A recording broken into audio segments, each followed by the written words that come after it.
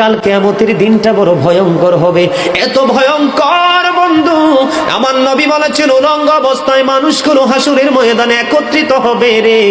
ও বন্ধু, প্রত্যেকের কবর থেকে ওই হাসুরের ময়দানটা কমপক্ষে 50,000 বছরের রাস্তা হবে রে বন্ধু। এই জন্য নবী যখন মেরাজের রজনীতে বোরাক দেখেছিল, আমার নবীকে আল্লাহ দাওয়াত দিয়েছে, বোরাক দেখে আমার নবী এত ক্রন্দন করেছিল, মনে হয়েছিল যেন আমার নবীর চক্ষু মুবারক দুইটা ঝর্ণা হয়ে গেছে।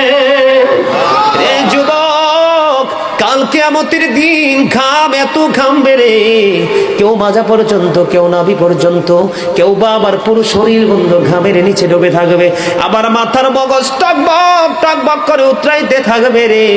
আল্লাহ বলেছেন লা ইয়ামুতু, people will not die that day, সেদিন মানুষ আর মরতে পারবে না।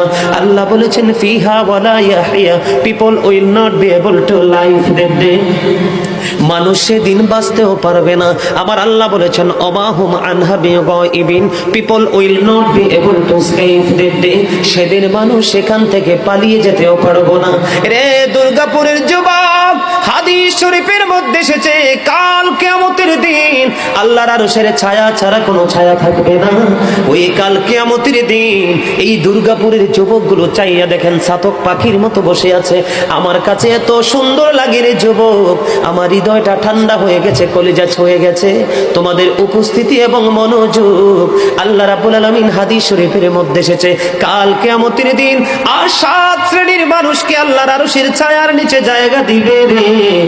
এর মধ্যে বিশাল একটা টিম থাকবে পৃথিবীর যুবকেরা। জোরে জোরে সুবহানাল্লাহ।